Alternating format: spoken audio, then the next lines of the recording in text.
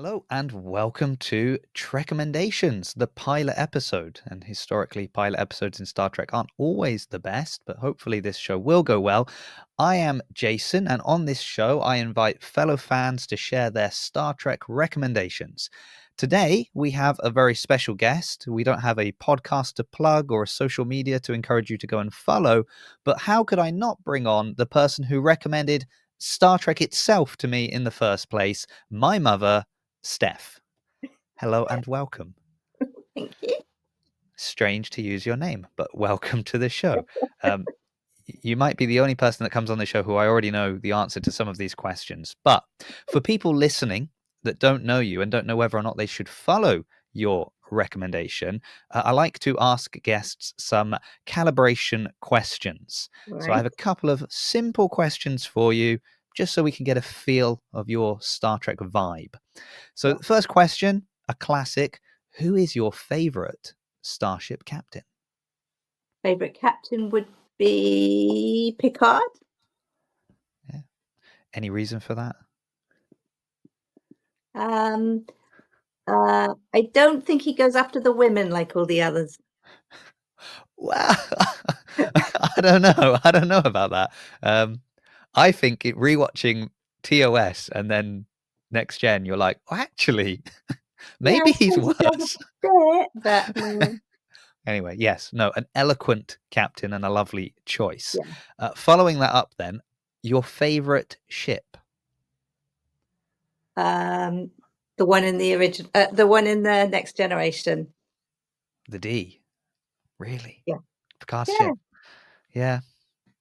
It's got a weird head. I'm a Next Generation fan. You know I'm a Next Generation fan. I know you are. I know you are. Raised on the original, but then moved over to the as it came out. The original. Fresh.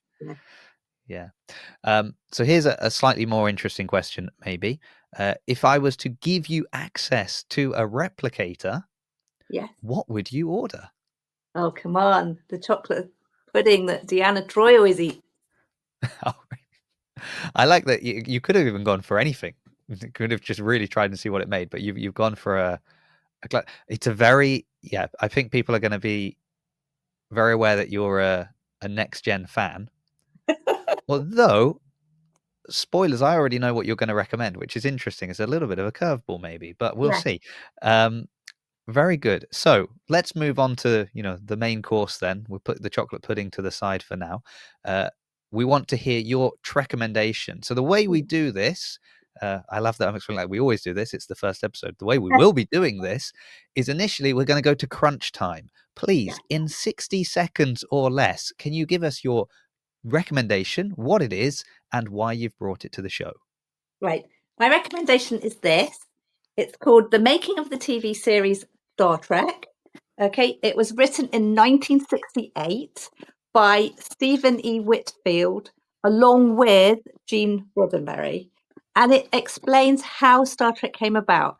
So it starts off with the pitch that Gene Roddenberry made to the television companies that originally turned him down for Star Trek, but then he did get to do the pilot episode.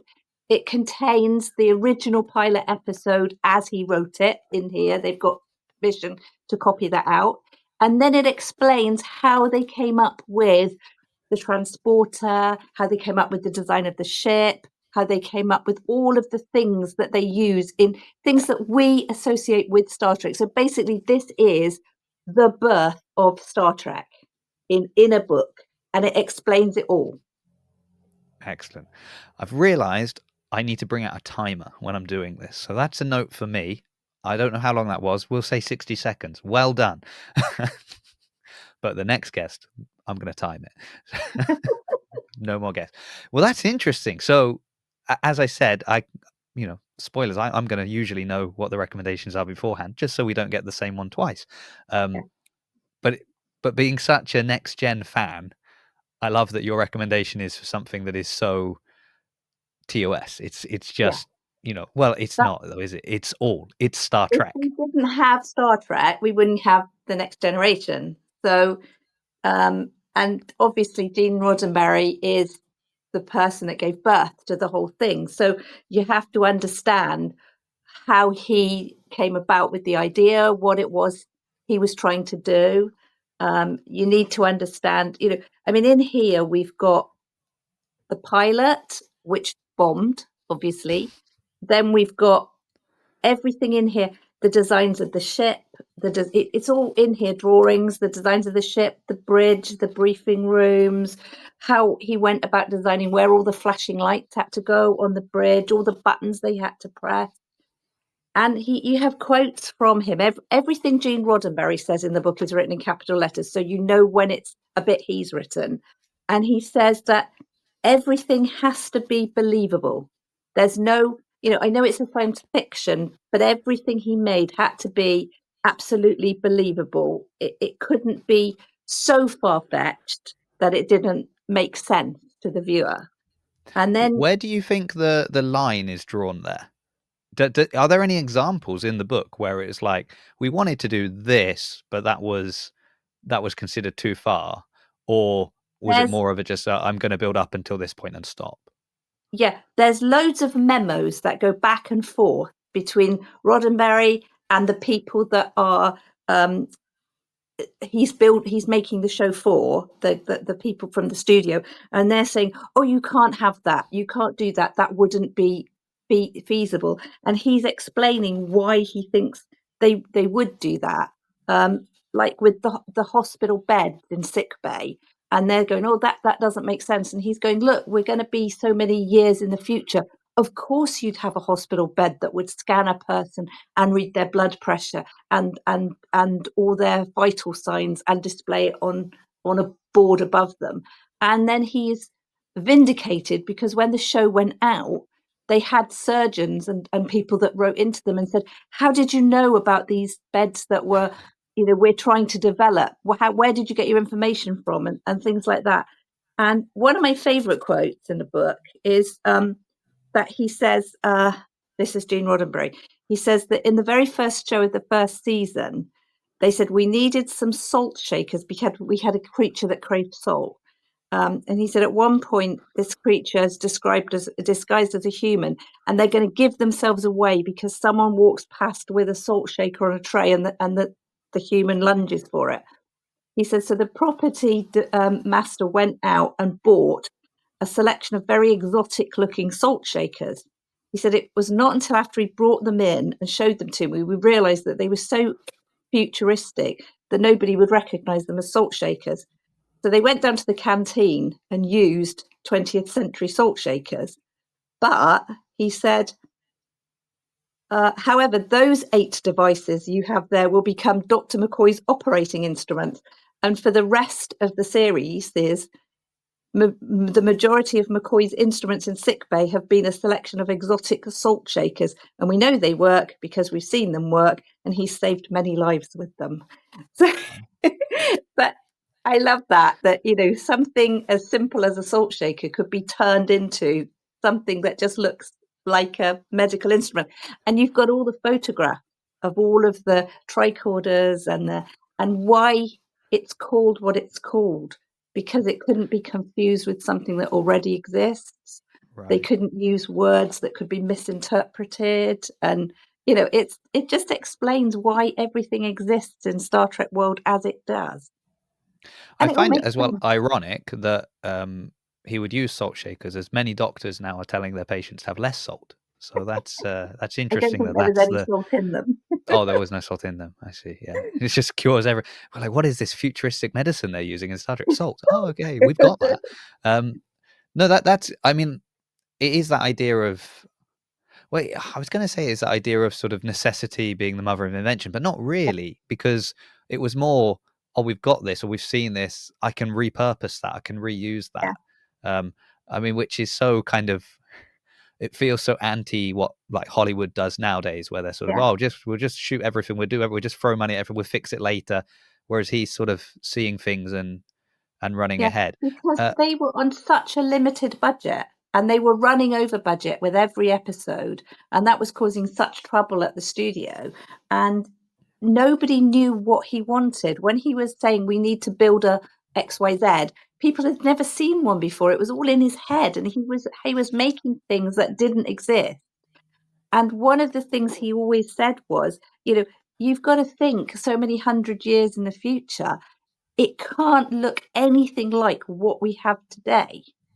It can't just be a souped up version of the thing we have today. It's got to be something completely different from anything you see today.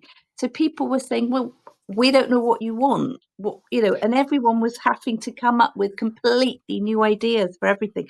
And so all his designs were sort of something that he'd dreamed up. And then he was trying to get people to invent his dreams. So I just think it's brilliant. So when you're reading the book, does it come across? So do you get that sense of that relationship between him and the people he's working with? Or I was almost like the frustration of you can't, why can't you understand what I can see so perfectly clearly in my mind? Or Well, is he more yielding than that? Do you find that actually he was quite reasonable? He would say, I kind of want this, and maybe gets presented with something that isn't what he has in his mind, but his reaction is, well, actually, that's not the what way I happens pictured it, but is that's pretty the good. the people that, because one of the examples is the phasers. The Yeah. people that made the phasers, they were rubbish. They couldn't be used. They were completely not what was needed. They didn't look or handle on screen the way he needed them to. But he built a team around him who knew what he needed and what he Right. wanted, and almost were in sync with his thoughts, so that they would work with him to the same. They all sort of knew the same end point that they wanted to get Hmm. to, and they were all trying to. They all had the same ideas. So he almost had people. They weren't the normal people that were making the normal props for the normal TV series. They were a new group of people making new props for a new series. So Right. he built a team around him that were making props just for Star Trek. So Uh, that's something you get from the book, that it became something completely original for this. right. Uh, I mean, this is going to sound like such a stupid question, but are there pictures in the book at all? Yes, there's loads There of are pictures. pictures. Okay, good. It's a thick book. There's lots of writing, Yeah. and I don't So mean that as in I need pictures, otherwise I'm not entertained. But I'm just curious, like when you say, "Oh, the phases were so like they weren't at all yeah. what he wanted," like So are there pictures of what was yeah. presented? So originally, it starts off with there's early sketches of how he thought about the Enterprise, and then it goes on to pictures of how they ended up, what they moved on to, and then also with other things, there's sketches of what he was thinking about, and then how they ended up with things, and then there's photographs, obviously. Um, Even as much as he everything had to work. There's an entire section of the book that explains in exact detail all the measurements of the Starship Enterprise, how big it is, Right. how many rooms there are in it, where all the rooms fit in together in it, um, how many people live on the Enterprise, how they interact with each other, what the order of superiority is of all of them. He already knew everything he was doing. Nothing sort of built. It's all in his mind. So he already had it all there in and as you go along, there's all this. I can't find any now as I'm flicking through. I have bookmarks in, and they've all come out. But he knew what he was doing. Hmm. Find any more sketches? So he really did know ahead of time what he wanted to do and how he wanted to produce it. And he came up against so many brick walls. Like, for example, he knew he wanted it to be a united federation. And of course, the studios wanted it to be an American spaceship. Yeah. So he really had to fight for the right for it to be in the future when the planet was united, and Hmm. also to have a mixed race crew. They had, oh well, if we have a Chinese person on there, then we're going to lose this country. If we have a black person, we're going to use this country. If we have Chekhov, we're going to lose this. And he had to fight for the fact that in a united world there would be all the races, and he really had to fight for these things. And there's a lot that comes out in here about how stubborn he was about his ideals for the future, for this united federation that was not going to be all white, all, Mm. he had to give in on one thing, which was when he made the pilot episode with number one as a Yeah. woman. That completely bombed. That really did not come over, and he had Yeah. to give in on that. And so when they made the series, obviously Spock became second in command, and they Mm. gave the woman who had been number one, obviously, became Nurse Christine Chapel. And he quotes in the book that obviously the world at that time was not ready for a strong female leading role in that position on a spaceship, which of course now obviously we have female captains, don't we, which is good that we've moved on that far. But he really did see things so much further ahead than the people of that time were ready to see them. And it feels crazy that that's the one. It's like, countries that maybe we're in, we're thinking we might go to war with one day, or we might be in a cold war with now. Yeah, fine, we'll yield on those. A woman, No, a not woman, going to have the that. kind we've got in our home. No, no, no, no, no, no, no, no. Impossible. And But hey, we've got her on the big screen now. We, yeah, in yeah. Strange New Worlds, we get to see her strut her stuff there, so that's wonderful. Um, when did you get the book? Because the reason I ask is I don't think you had it back when I used to live at home. No, Um, I I so I might have had it when I can't remember when I got, but um I picked it up in a secondhand bookshop, and I just devoured it, and I just loved it. I just thought it was brilliant. I learned so many things I didn't know. It explains all sorts of things, like why we use he uses expressions, why the captain uses certain expressions. It explains the meaning of star date and how he worked out the numbers for that. It explains all sorts of things that are just everyday language in the Star mm, Trek universe, and that have moved from series to series to series. Um, and it finishes um, after the second series, and at the point where all of the fans are doing the campaign to get Star Trek kept for the third series, when they'd right, cancelled it and they were moving it on. I think I must have got it probably 80, probably about how old are you? Yeah, I'm trying to almost think. 40. I'm I an old know how man old now. you. Yeah, no, I'm trying to work out. I'm trying to work back to when I would have got it. Yeah. Um, yeah, I I, feel like I I had to say that just for people listening that are like, he's got his mum on. Is he, how old's this guy? He's 10 living at home. No, no, no, guys. no, Almost 40. Don't worry. how long I've had it, because I've lent it to so many people that I'm trying to think where those people Yeah. fitted into my life. I, Because I know one person who's in your life who you've not lent it to, but never mind. you can have it, you can read it anytime. But I mean, I've had it for I have had it for a long time, and I do look Yeah. back to it at times. Well, the reason I ask is, well, obviously because I'm interested to know when you got it is the first reason I asked. But I'm curious because when you got it, you will have already have seen all of the original series. Yeah, You'll have seen all of Next Gen. yeah. Um, I mean, do you think DS9, Voyager, all of that would have? Did you get it after kind of Trek on TV had sort of wrapped up? No, I would have got it probably after the original series, but before DS9. Right. Okay. Yeah, So, it would have been in that period. Yeah, and then having read it and sort of, yeah, and I suppose it's a bit different now because, like they're still making Star Trek. yeah, The difference being now an episode is released, we get behind the scenes stuff, we yeah, get interviews. You can go and follow the Instagram of all the different actors, and they'll be putting out stuff about it. And then there's all the different yeah, podcasts that have got little scoops and exclusives. So we know yeah, so much about the behind the scenes. Back when you would have watched TOS and Next Gen, yeah, you know, articles in magazines and newspaper clippings and things like that. But beyond that, we didn't have the same, all access to what was going on behind the scenes.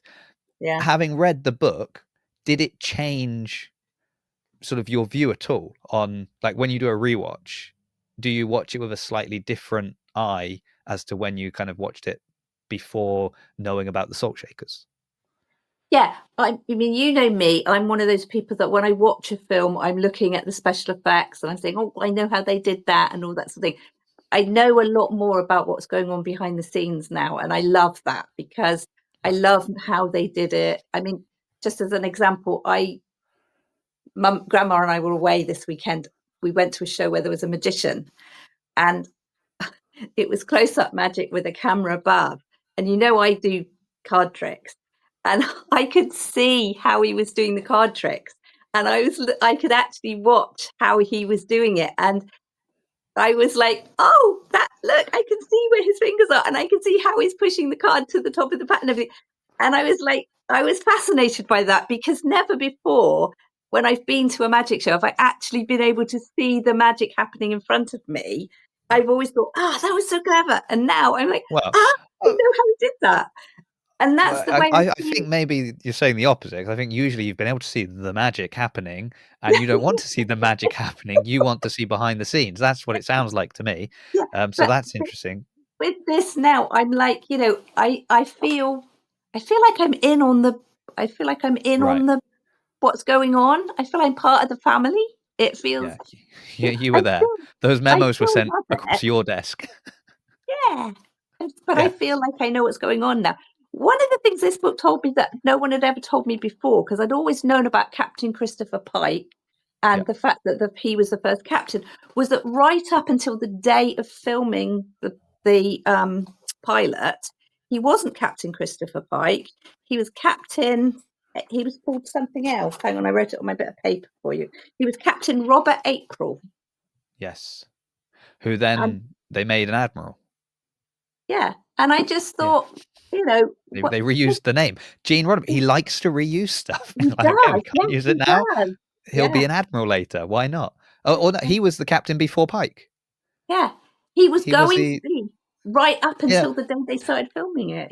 But then And but if I'm not wrong in like Star Trek canon now, he had the Enterprise before Pike got the Enterprise, and I then don't know, yeah, probably. I think Yeah, so. I but think that was so. just That's as I said, we're the Google generation now. We can look all these things that's the up. thing. When I was watching Star Trek, originally we couldn't Google I something and know. find out I about know. it. So we had Yeah. to look things up in books. Yeah, to send out carrier pigeons and see if people would reply with messages to let you know what was going on. Um, okay, so it's interesting. Would you recommend this then? So even if somebody, um, because TOS is it's fun. I was just watching a live stream podcast, Trekking Up North, and somebody in the comments had said, because there's people clamoring for a Kirk Spock kind of year one show when Strange New Worlds wraps up, and someone in the Yeah, comments was saying like, oh, I don't really want a another Kirk Spock show. Like I'd like something different, something somewhere else. yeah, To which I was like, well, I think I would like another Kirk Spock show because it's so hard to recommend the original series to new people because they come like it looks old. There are things that get said and done that people are like, oh, that's a bit, yeah, for as open and futuristic and understanding as it was, there's still kind of stuff yeah, that people are a little bit like, well, that's very much of its time. So I think like a new Kirk Spock show is a great way to introduce newer fans to these original character, the OG characters kind of thing. Although Strange New Worlds is also doing a great job with that. We've had movies and things that have done that as well. So, but I think a new series would be good. So while I might my point being, I had lost track for a second. My point being, it can be difficult to recommend the original series to new fans as like, oh, you should go and watch that. I would go and watch it, guys. It's good. yeah, Um, but even if someone's like, well, I'm kind of more of a new Trek person, or actually, I kind of started watching from Voyager on, and that's I haven't really gone back for the old stuff. Would they still benefit yeah. from like reading this book? Would they still This find this book gives you the struggle to actually get Star Trek even given its first breath of life. right?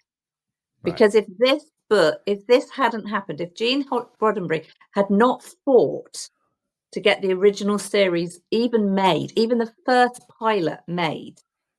We'd never have had any of Star Trek. We'd never have had the original series. We'd never had Next Gen. We'd never had Voyager. We wouldn't have had any of them. We'd never have had any of the films that have come off it. We've had Yep. nothing. And if you This don't podcast understand, wouldn't no, happen. we wouldn't. That's right. Yeah, we Tragic. wouldn't. But you have to understand it was his vision, and Mm, everything that's come from any part of the Star Trek universe has come from his initial vision. And even yeah. if you think that the original series is now dated, yes, it is dated because it was made in 1966.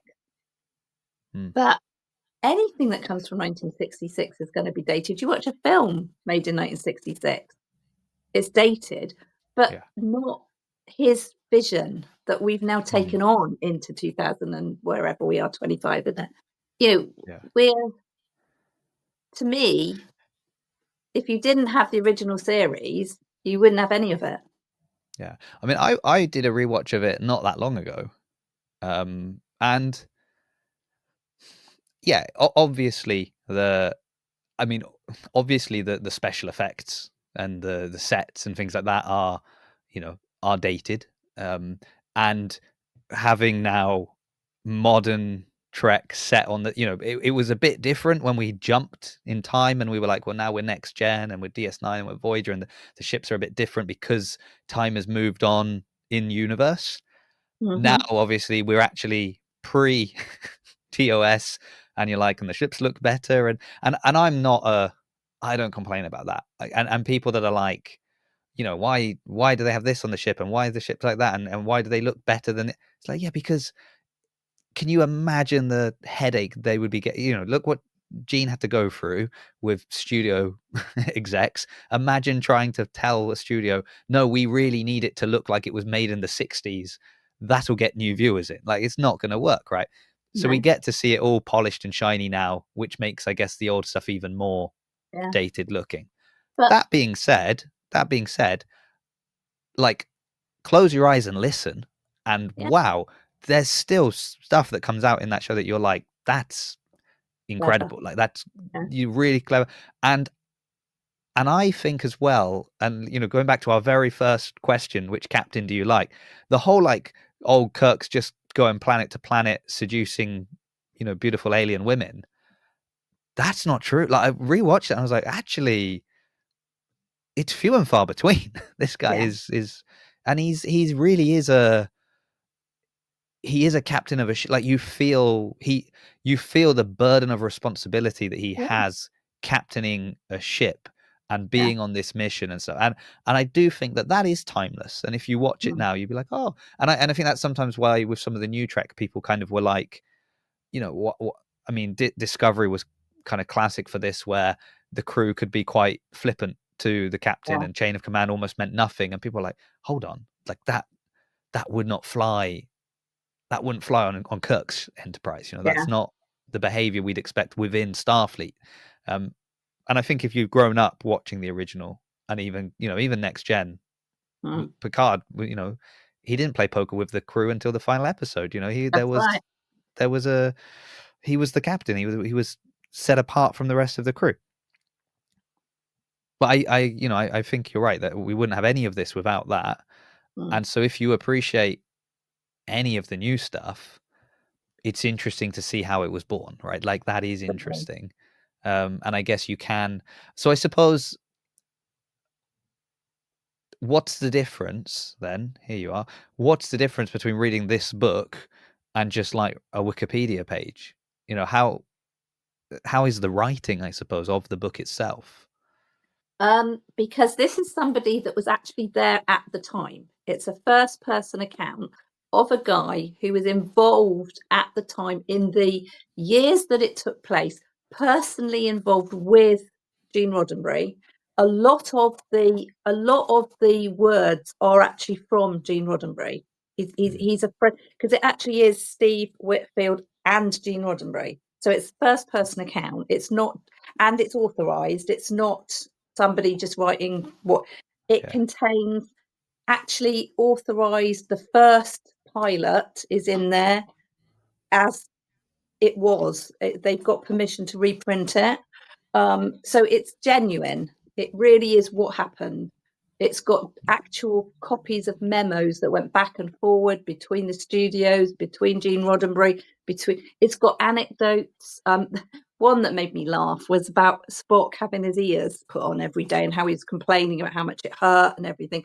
So they actually suggested that what might be better than having his ears put on every day is if they actually paid for him to have cosmetic surgery and have his ears pointed for the series, and then they paid for him to have cosmetic surgery to have them put back to normal afterwards. And they actually convinced him that this would be a good idea. And he was actually to the point of thinking that they genuinely meant it before they managed to break, and it was a joke, obviously, but they had almost convinced him that it would be better than sitting in however many hours of makeup to have the ears put on every day. But So it's Leonard Nimoy not genuine. quite as intelligent as Spock. There's Definitely a more an lot. actor than a scientist. There's a lot of jokes that they played on Leonard Nimoy. He was an actor. You kind of work out where the Alan Rickman part of Galaxy Quest comes from, but it's no, it really is. It really is a genuinely interesting book written at the time. It's not by someone saying this is what happened. It's someone that's actually saying I was there. This is what happened. And no, I really enjoyed it. I thought it was brilliant. So when did you say it was published again? It was written in 1968. Oh, look at that. There you go. I mean, it is the perfect thing to bring on for the first episode of this show, because the whole premise is who has got time to go back in the archives and be like, I wonder if anything good was published in 1968. Like that's crazy. But I have a but lot of it books. sounds like it's. I know you do. Well, get ready for future episodes. When I'm struggling for guests, we know who are cool. And I look forward to reading this one myself as well. So I will I be will lend it to you. picking that up next time I swing by. Well, thank you for bringing this book to our attention.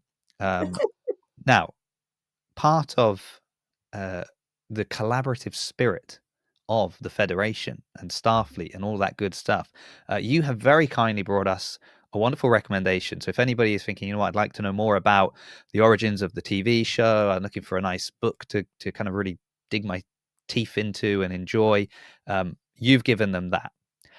Is there an area of the fandom, of the franchise, something that I've only dipped your toe in, or you've never really had a go at yet, that you think, I'd be quite interested to explore that a little bit, if only someone could recommend a good example that I could use as a starting point?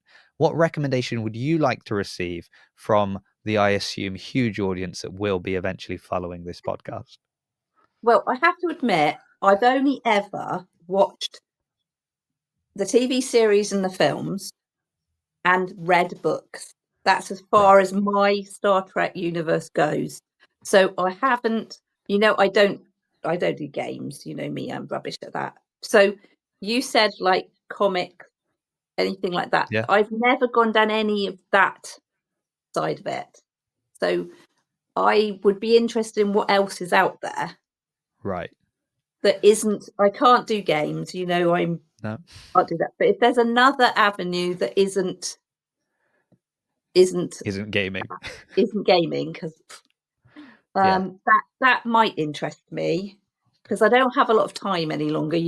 What's Right. going on in my life. So that I might be interested in if somebody could Yeah. tell me about another Okay. way of. So it sounds like maybe you enjoy the books, I do. the written word.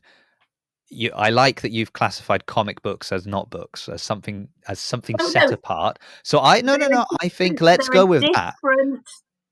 They're a They're different type of book. they're a different They're type not. of book. They're not like this, are they?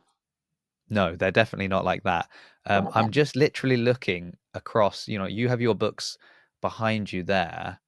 I have my books in front of me. I might have a comic book to lend you. Oh, we can I've swap. got because here's a fun fact for you, which was the only well, now we've had new Trek. Oh, yeah, I guess it all counts. The only one we never saw the mirror universe in. Yeah. I don't know. Voyager? No. Am Oh I getting it no, I'm wrong? sure we did. I'm sure. Oh, that's a good point. Maybe not Voyager. I didn't think. I thought maybe Voyager did. We never had a next gen mirror universe. Did we not? Oh, maybe No, not. Yes. but there is. I've got Gen a comic. comic book that is that basically. Right. So it's very interesting to see, this sort of sleeveless Picard and Oh. and You yeah, just you haven't mentioned who my favorite character in the whole universe of Star it Trek is, wasn't have one of the you? it wasn't one of the calibration questions. I'm afraid. I'm so sorry. That will be for a future guest. I mean, I know it's Riker, so I don't need to ask. And when eventually Jonathan Frakes comes on this show, as he probably will one day, I'll You'll let you know. invite me over. I'll let you know how much fun we had after the fact. Well, thank you so much for debuting the show with me. I appreciate that. Of course, you'll be welcome back. We've got to get through that library of books behind you at some point. Usually at this point, I would be plugging people's shows or social medias or things like that. It's my mum. Just follow me. I'll let you know what she's doing. But if you are here, obviously this is a brand new show, so it still needs your help as much as possible. If you can, if you're watching this on YouTube, subscribe to the channel. If you're listening to this as an audio podcast, leave a review. If it's on Spotify, I think you can leave comments and stars and stuff like that. Follow Trekommendations on Instagram. That's probably where I'll be posting most of the stuff, but it is also on X and on TikTok. Maybe stuff will get posted there, but follow all the different handles. I just got them all in case. Share it with friends, people that are looking, people that are dipping their toe into the Star Trek waters and need some recommendations. So that's all from me. Thank you once again to Steph, aka my mum, and I hope to see you all next week when we'll have another guest and another Trekommendation.